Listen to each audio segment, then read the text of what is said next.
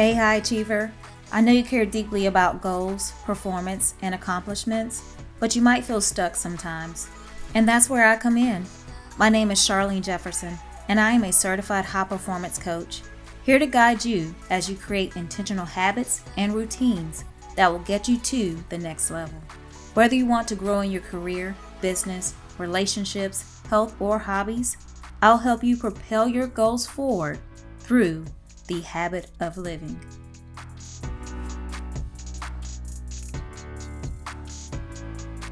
Hi, and welcome to episode 5 of The Habit of Living. I'm excited to dive into today's topic, and that's because it's going to help a lot of you out there.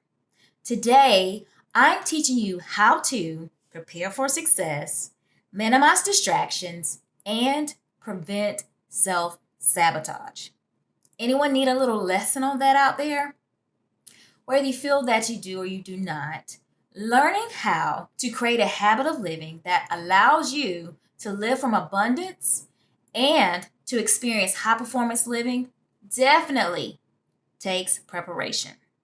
It also takes focus, which means you need to minimize those distractions. In addition to preparing for success and minimizing distractions, you also have to be able to identify your own self-sabotaging behaviors and tactics.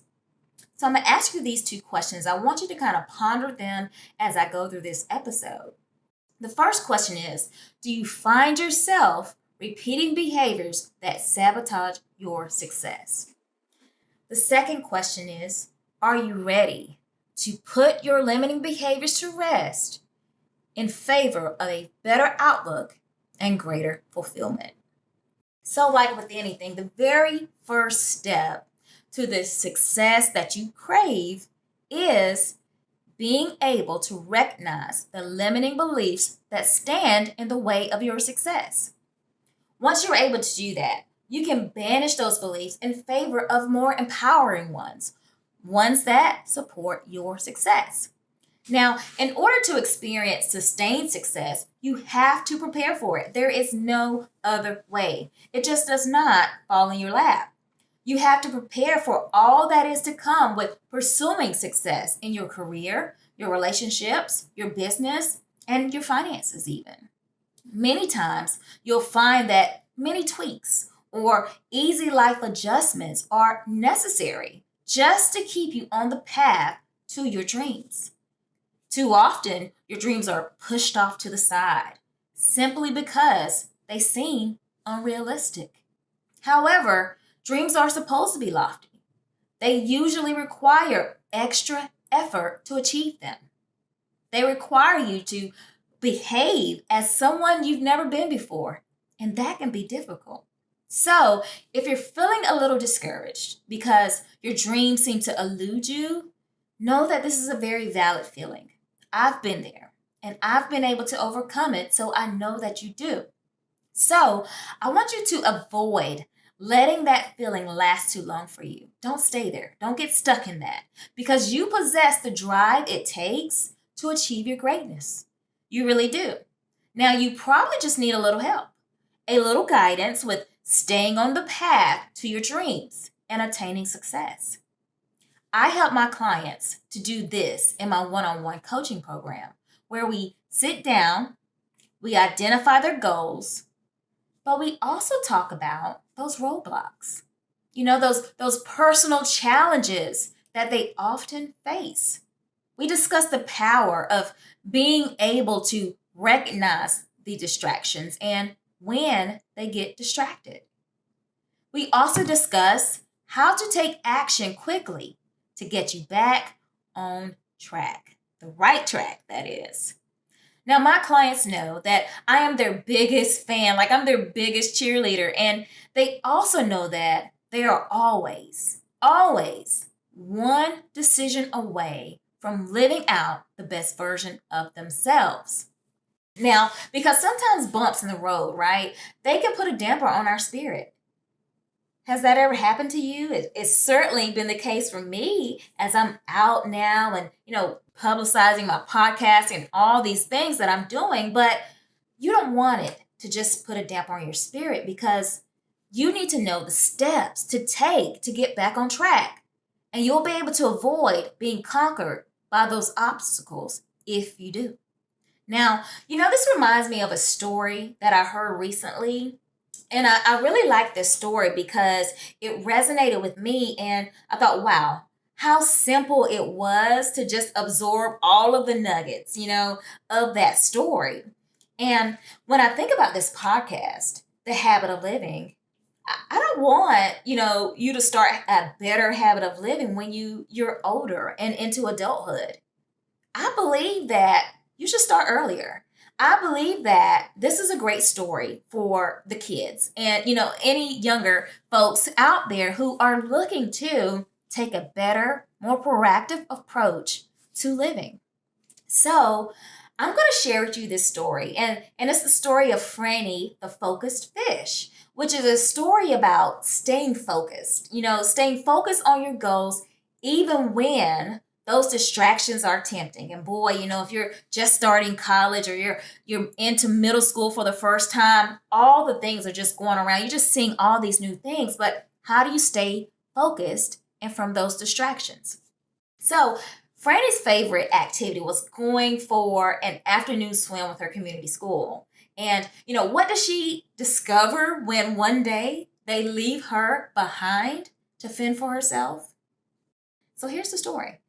Franny the fish loved swimming around in unison and feeling like a part of something bigger, a part of something greater. She also felt very safe, being with the other fish that she grew up with. The one thing that always, always, always caught her attention, however, was Joe. And Joe was a goldfish from another school. Now, each time she passed Joe's school, she was tempted to stop and to say hello. On this particular day, Franny decided to give in to that temptation. So she darted out of her school and beckoned to Joe, who was swimming in the opposite direction. Hey there, said Franny. I'm Franny. Do you want to be friends? Now, Joe replies, Hey, Franny, it's very nice to meet you, as he continued to swim with his school. He then said, It looks like your school is leaving you behind. So, Franny stops. She stops following Joe instantly when she realized that she had allowed the distraction to take her off course. She immediately started to worry. She started to doubt herself about how she would reunite with her school. Oh no, she exclaimed. How will I ever find them and get back home? Thank goodness that, Franny's school always passed by Joe's community on the way back home. So pretty soon she saw them coming along and jumped for joy. They are there! They're coming back! Screamed Franny with excitement. As soon as they got closer and close enough, Franny jumped back in with the group. She was very relieved to be back where she felt she belonged. Now she could get back on track and to stay focused. Now, what is the moral? Moral simple. It's so important to recognize and to ignore distractions and stay the course. Listen, Franny loved being a part of her community school. She really did. She liked what they did together and she was so proud of their formations. She also enjoyed belonging to a team that focused on set goals each day. There just came a time when, Franny got a little sidetracked. These distractions started to take their toll. And eventually, Franny gave in and lost sight of her school. That naturally led to a break in the flow towards her goal. Distractions seem most attractive when the going gets tough. Can you relate to that? I mean, when the end is so far away to see, it's so easy to get sidetracked and to lose focus. Before you know it, you've taken several steps back and You're being forced to start building from scratch once more.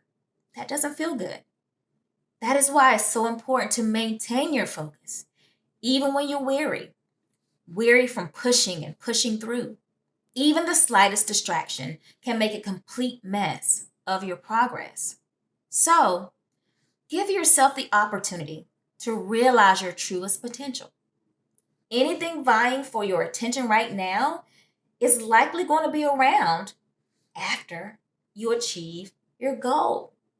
So I encourage you, be patient, pay attention to the mission at hand. Because once you've hit the target, take as much time as you want to. Time to relax and time to give attention to those other things. But until then, stay the course because your victories are much, much more fulfilling when you've given it everything you have to achieving them. It's important to recognize when you're losing focus, and it's important to recognize when you're being distracted. And that is because many times the greatest distraction of all that you encounter is you. That's right. We can be our greatest distraction. If you remember at the very beginning of this podcast, I asked you two questions.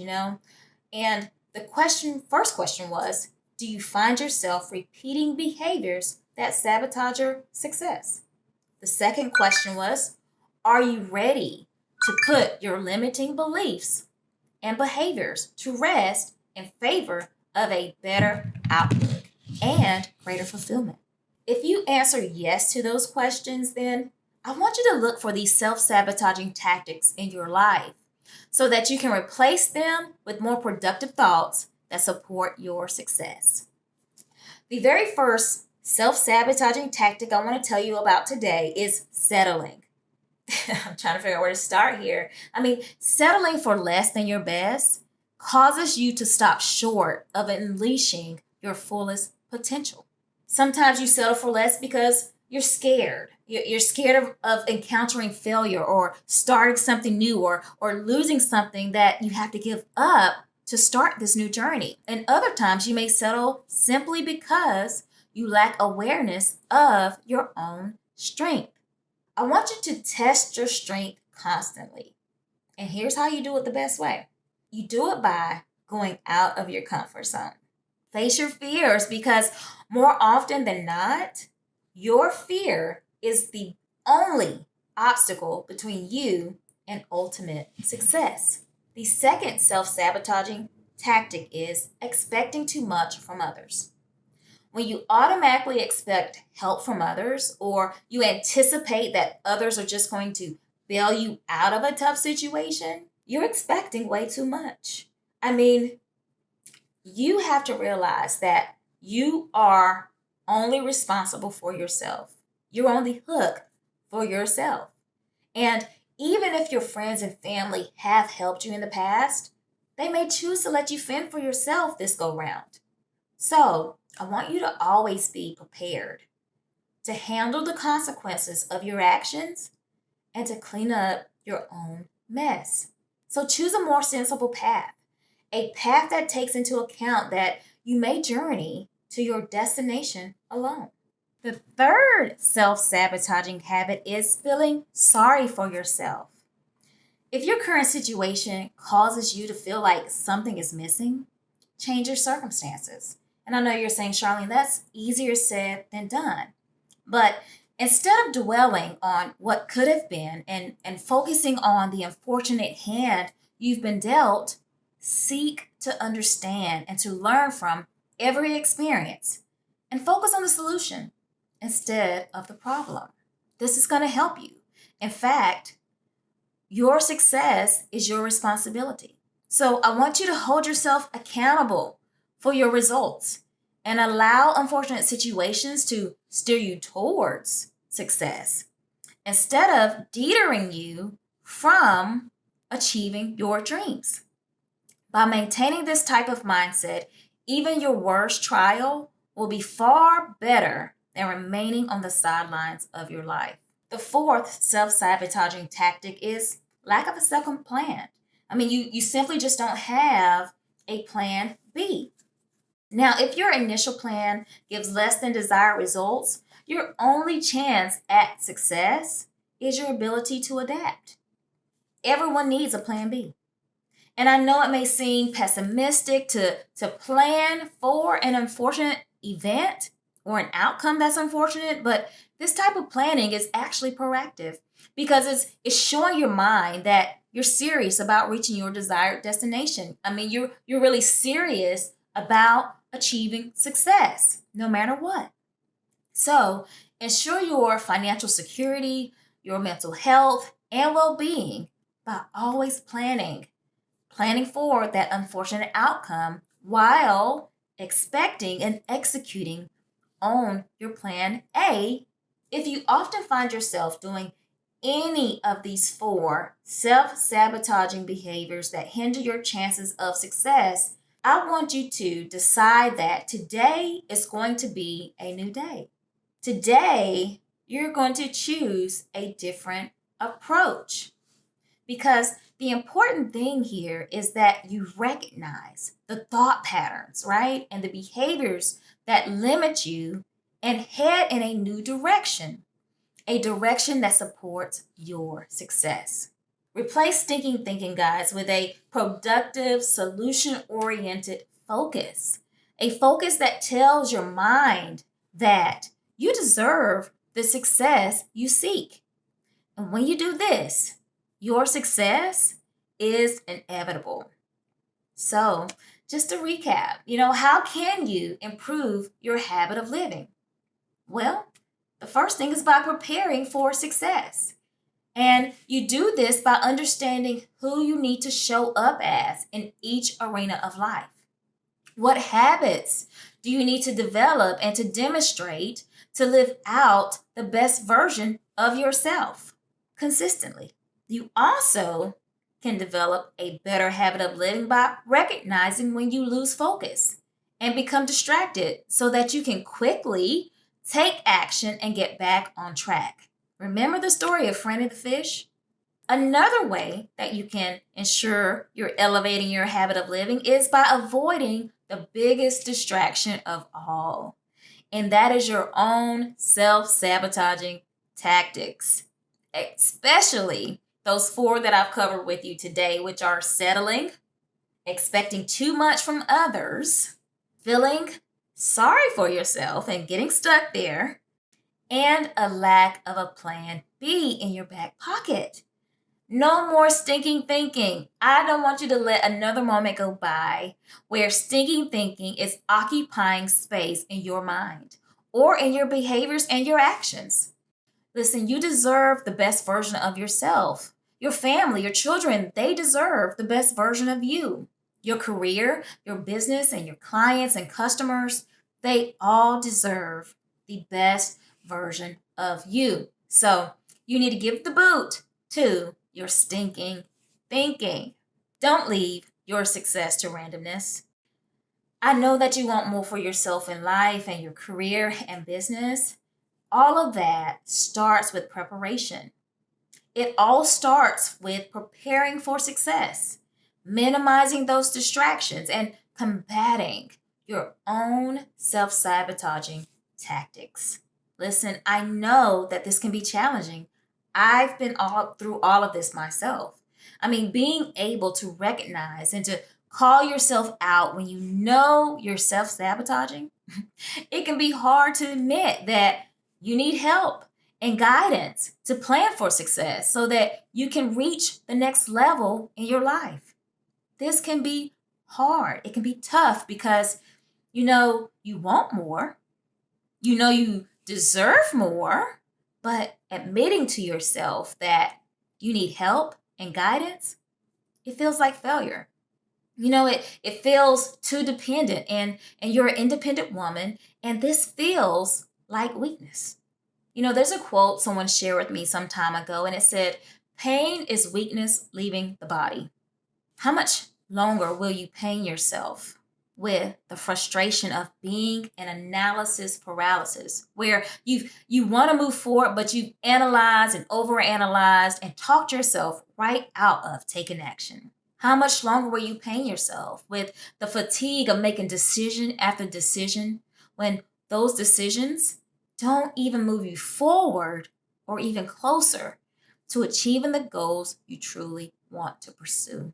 I invite you to my one on one coaching program, and I'm offering the very first session on me. That's right. I believe in this program so much and the transformation that it delivers to offer the first session for free. In fact, you can register for your first session by starting at the beginning, and that is by auditing your current habits.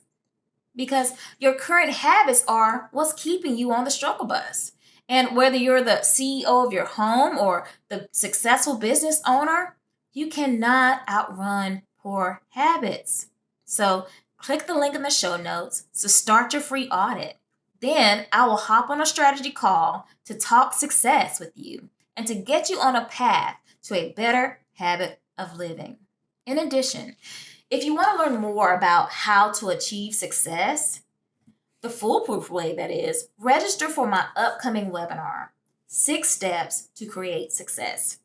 I've got the tea on what the world's most successful people have done and what they are doing, not just to achieve success, but to sustain it.